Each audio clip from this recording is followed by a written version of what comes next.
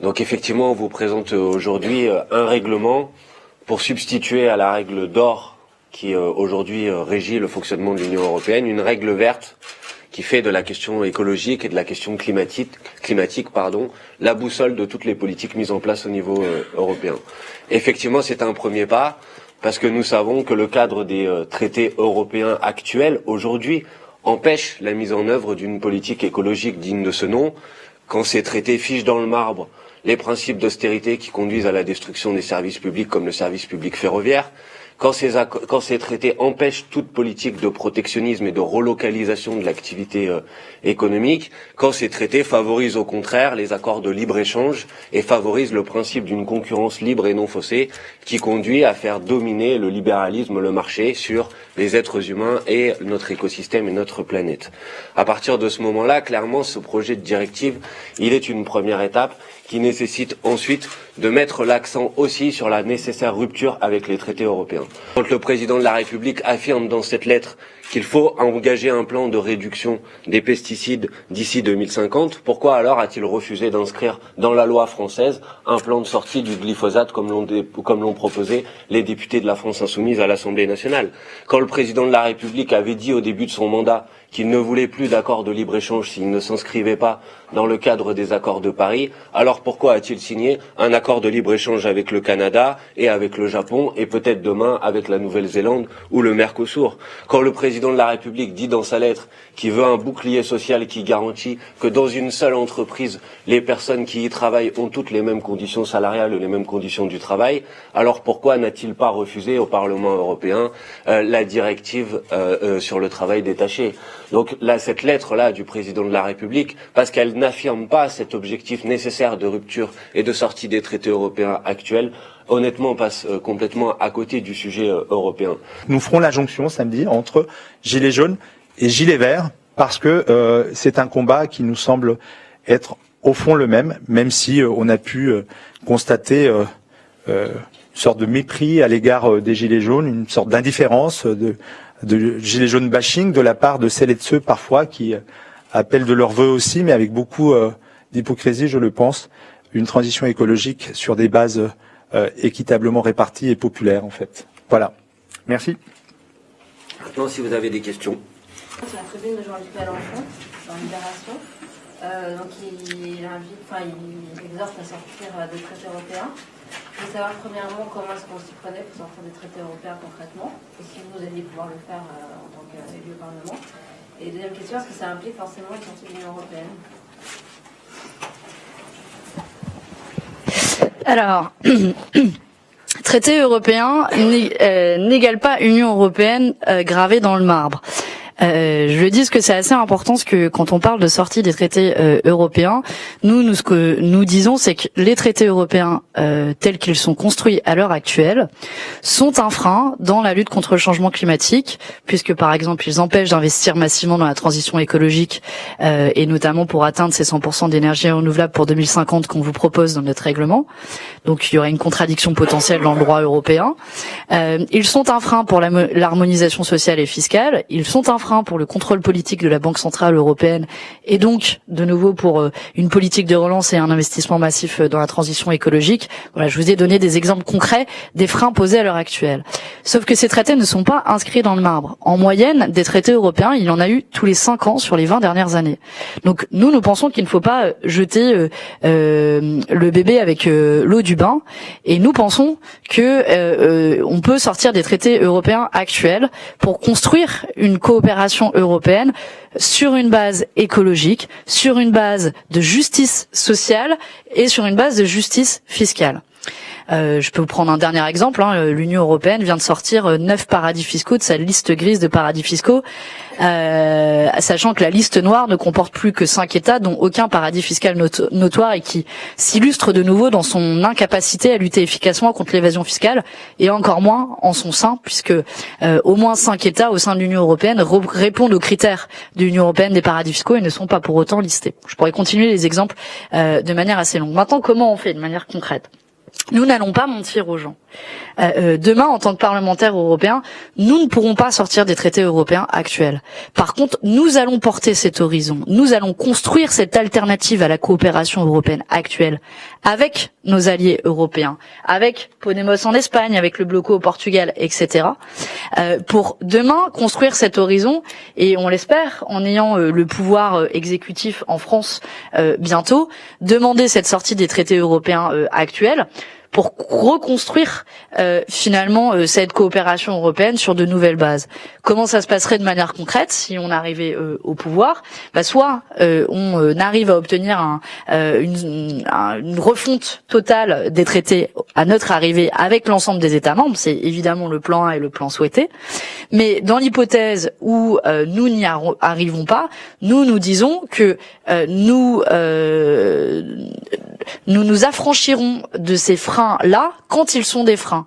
Donc concrètement, nous n'appliquerons pas la directive sur les travailleurs détachés parce qu'aujourd'hui, elle ne permet pas d'avoir au même travail les mêmes droits et la même rémunération. Nous ne respecterons pas la règle des 3% de déficit parce que nous pensons qu'il faut investir dans la transition écologique. Maintenant, nous n'abandonnons pas l'idée de coopération européenne et de coopération internationale, mais nous la proposerons sur ces bases-là. Donc il y a plusieurs scénarios possibles que l'Union européenne nous propose, on puisse négocier un cadre de non-respect de ces règles dans la négociation et le bras de fer qu'on peut avoir avec l'Union européenne. Ça s'est passé à de nombreuses reprises dans la construction européenne, le Royaume-Uni notamment qui a eu des opt-out sur un certain nombre de dispositions européennes. Ça peut construire une coopération parallèle avec certains pays européens qui dépassent le cadre de l'Union européenne actuelle. Il y a plusieurs scénarios possibles, mais nous n'abandonnons pas l'idée de coopération européenne. Simplement, elle doit se faire sur une base écologique, sociale et de justice fiscale. Voilà. D'autres questions? Juste pour être bien clair, en gros, pour changer les traités, il faut que la France insoumise arrive à l'Élysée, quoi. Ouais, bien sûr. Et que d'autres pays soient d'accord pour changer les traités. Il faut qu'il y ait l'unanimité, c'est ça, non? Pour changer les traités, oui. Donc c'est d'où la difficulté du plan A, mais que nous n'abandonnons pas quand même, parce que ce qu'il faut pas oublier, ce que je vous ai pas dit, c'est que la France pèse énormément quand même dans l'économie européenne. C'est 18% de l'économie européenne, et en réalité, ça n'a jamais été essayé. On se souvient tous de François Hollande qui l'a promis, et s'est empressé de signer le traité de Lisbonne. Et en fait, ce que vous dites, pour répondre vraiment à ma question, c'est que l'Union européenne.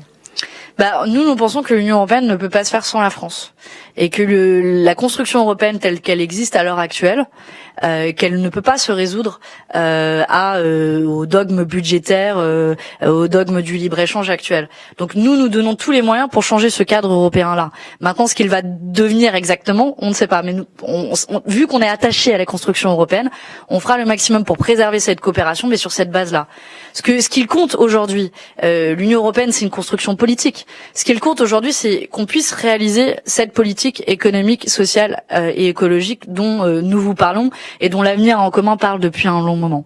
Et donc, ce que nous disons, c'est que quoi qu'il arrive, on ne se laissera pas imposer de frein à cette politique-là. Mais pour autant, ça ne veut pas dire qu'on va jeter la construction européenne. Au contraire, on essaie de la faire sur cette base-là, et on est prêt à tout faire pour ça, et à mettre tout le poids de la France dans cette perspective-là. Tu veux rajouter quelque chose? Non, mais juste, je suis tout à fait d'accord avec ce que vient de vous dire maintenant. Je veux juste dire que, de notre point de vue, la France insoumise a en réalité vis-à-vis de la construction européenne, la seule position qui est une position raisonnable, lucide et déterminée. Entre deux alternatives qui en réalité sont toutes les deux des impasses. Une première alternative qui est celle qui consiste à multiplier les prises de position, les déclarations de bonnes intentions comme le président de la République, sans à aucun moment construire la possibilité d'un rapport de force réel qui permet de changer les règles qui régissent aujourd'hui le fonctionnement de l'Union européenne. Première alternative qui est une impasse, et une deuxième alternative qui est une impasse, qui est l'idée d'une sortie Frexit de la France de l'Union européenne, qui est en réalité une position défaitiste. Et je ris souvent de voir que c'est celles et ceux qui prétendent vouloir défendre la France et les intérêts du peuple français, qui en réalité ne croit pas en la capacité de la France à faire entendre sa voix au sein de l'Union européenne pour changer radicalement les règles de la construction européenne. Et donc nous refusons ces deux positions qui sont des positions, toutes les deux qui sont des impasses, et nous pensons au contraire qu'il faut engager un rapport de force réel, parce que oui, vous avez raison, il faut l'unanimité des États membres pour changer les traités européens aujourd'hui, et que cette unanimité ne s'obtiendra pas que par la conviction, elle s'obtiendra aussi par le rapport de force, en disant maintenant, ça, et Manon Aubry a donné les exemples, ça doit changer, sinon ça se fera sans nous et on fera avec d'autres. Voilà, notre position, c'est toujours la même, c'est ce rapport de force nécessaire, et le Parlement européen ne permettra pas clairement de changer ces règles-là, par contre il permettra de préparer ce scénario et d'être le point d'appui. Et plus nous aurons de parlementaires européens au Parlement européen pour travailler, préparer, engager aussi avec nos partenaires européens ce scénario, et plus nous serons forts pour le faire une fois que la France insoumise sera au pouvoir au niveau national.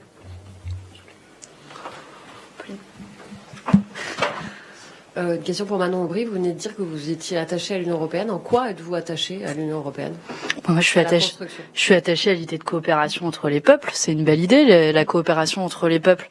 Surtout quand elle se fait sur des bases écologiques, sociales et de justice fiscale.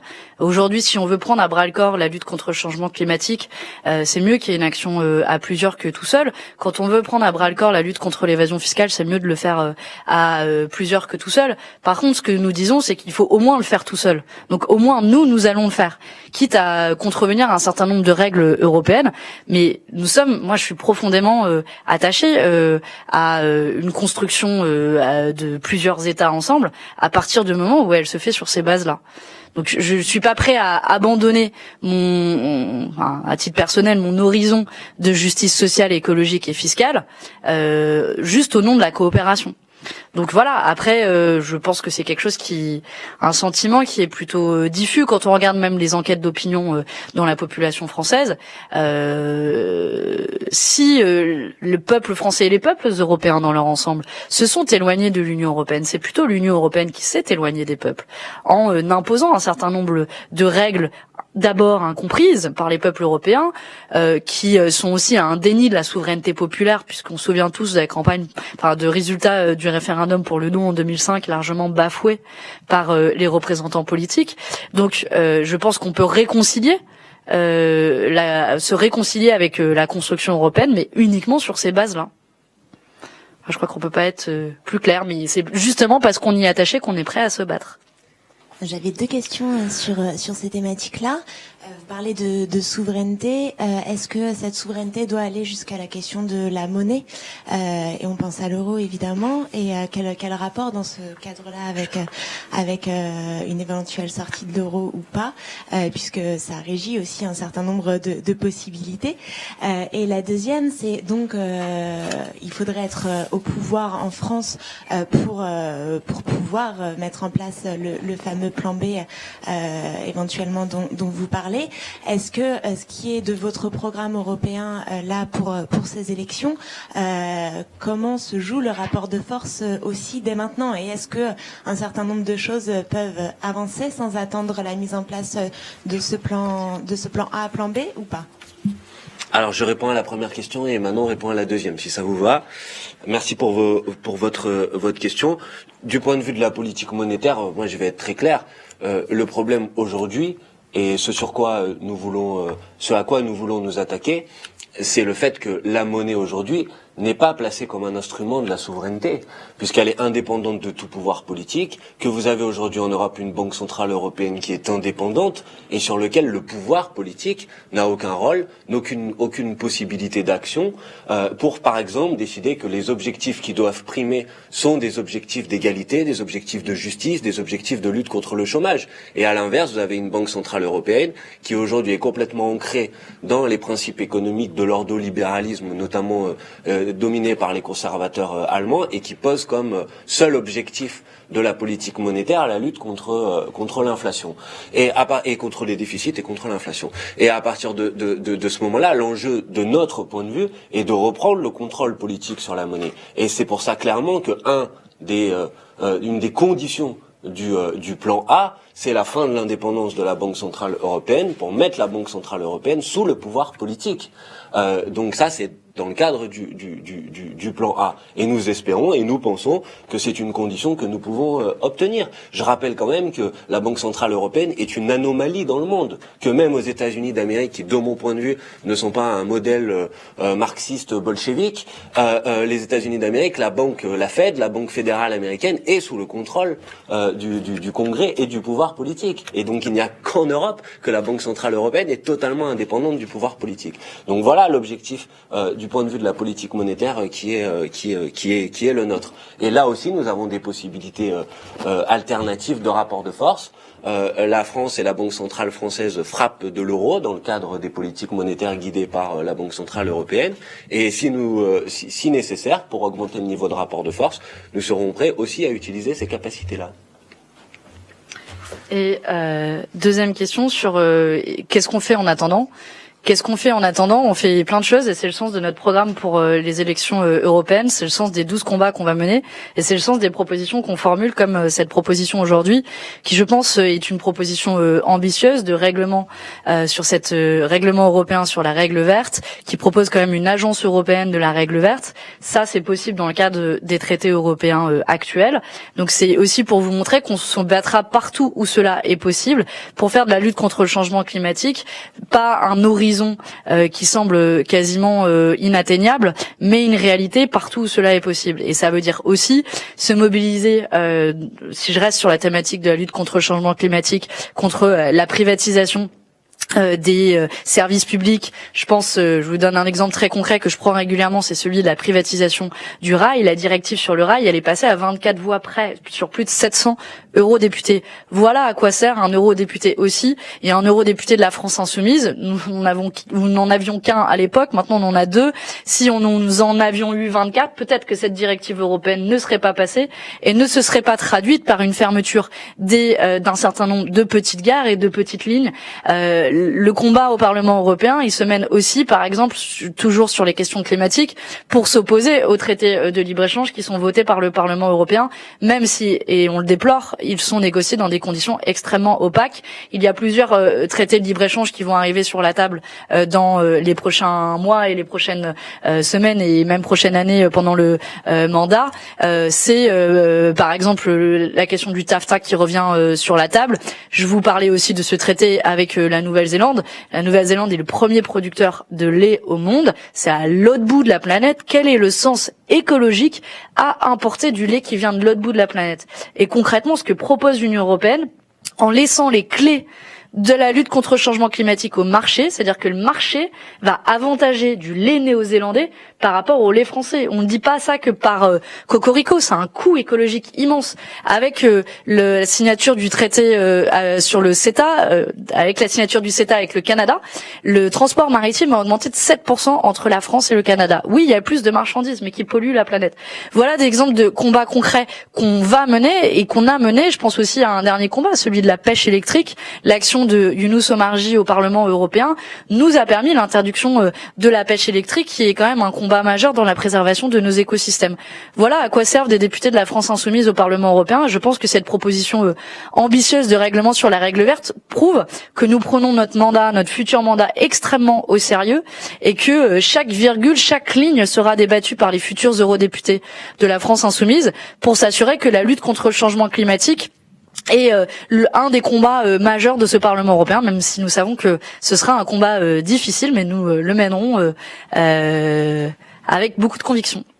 Il n'y a pas d'un côté le social et de l'autre l'environnemental. Et qu'au travers de cette crise, et je l'ai dit, je ne vais pas reprendre les termes que j'ai utilisés, parce que je crois que les Gilets jaunes illustrent bien cette imbrication-là, cette crise protéiforme, mais qui est une crise écolo en fait, une crise du système. C'est pour ça qu'on parle d'écologie populaire. Voilà. Et si je peux me permettre, la France insoumise n'a pas attendu les derniers sondages pour se mobiliser et s'emparer des questions écologiques. Je voudrais quand même juste rappeler que la France insoumise a organisé l'année dernière une votation citoyenne pour la sortie du nucléaire qui a réuni à peu près 320 000 votants qui, petite parenthèse, quand vous le mettez en perspective avec les 180 000 contributions du grand débat national, permet de remettre un petit peu les choses en place, que la France insoumise a proposé une proposition de loi pour la sortie du nucléaire l'année dernière à l'Assemblée nationale, qu'elle a proposé cette année une proposition de loi pour l'interdiction du glyphosate, et qu'elle s'engage dans toutes les mobilisations, dans tous les combats, notamment avec Mathilde Panot, Loïc Prudhomme à l'Assemblée nationale, puisque c'est les 2 députés qui s'occupent de ça, mais soutenus par tout le groupe.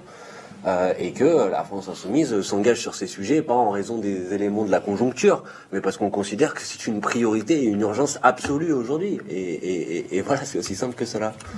Enfin, moi, si je me sentais vraiment mal à l'aise sur ces questions-là, je serais pas ici.